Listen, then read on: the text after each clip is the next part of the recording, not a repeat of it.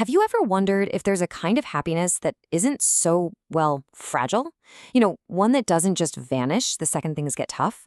Today we're diving into a really powerful framework for building exactly that, a deep, reliable sense of well-being. Let's get into it. And this question right here, this is the heart of it all. We're not talking about the quick-hit joy from a good meal or a sunny day. We're asking, what if happiness wasn't just something that happens to you, but an actual skill you could develop? Something you can count on, no matter what's going on around you. So let's start with the big picture, the quest for happiness. And we need to be really clear about what kind of happiness we're actually aiming for here, because it's something that goes way beyond just feeling comfortable for a little while. Think about it this way. You've got these temporary comforts, right? A piece of cake, a new gadget.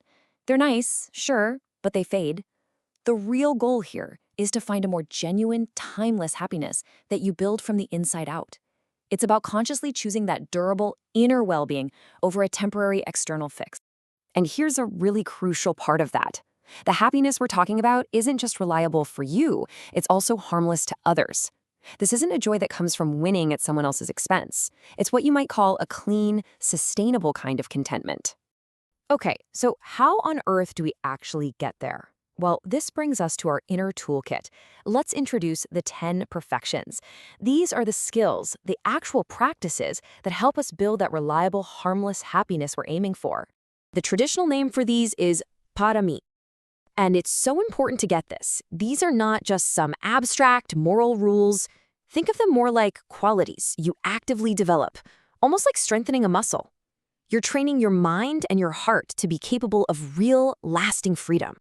And here they are, the whole shebang.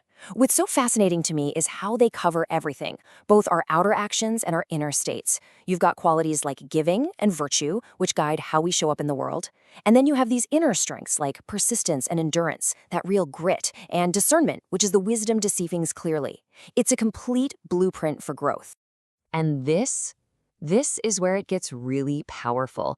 This isn't about trying to avoid challenges. It's about completely reframing them.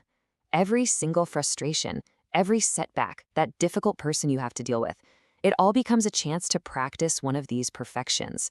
The obstacle literally becomes the way forward. Now, let's dig into how these perfections actually shape us on the inside. They do it by developing two really important parts of ourselves, two functions that have to learn to work together. We can call them a good mind and a good heart. Let's break this down. The good mind, that's your inner strategist. It's the part of you that gets consequences, that learns from what happens and sees the long game. It figures out the what actions are actually going to lead to real happiness. But then you have the good heart, and that's the engine. It provides the why, that deep desire for true well-being, and the strength to actually follow through on the mind's smart plan. So yeah, that good mind is kind of like a chess master, always thinking a few moves ahead. It's what gives you that ability to just pause and see, okay, where will this choice lead me down the road? It's all about playing the long game with wisdom, not just chasing a quick fix. But a brilliant strategy doesn't mean a thing if you don't have the will to actually see it through. That's where the good heart is absolutely essential. It's the source of your motivation, that noble desire for a better way of being. And it's what gives you the grit, the persistence, the determination to stick with the plan, especially when it gets hard. So the big question is, how do we get the strategist and the engine to work together instead of pulling in opposite directions all the time? Well, that brings us to our final piece, creating a coherent purpose by uniting the head and the heart.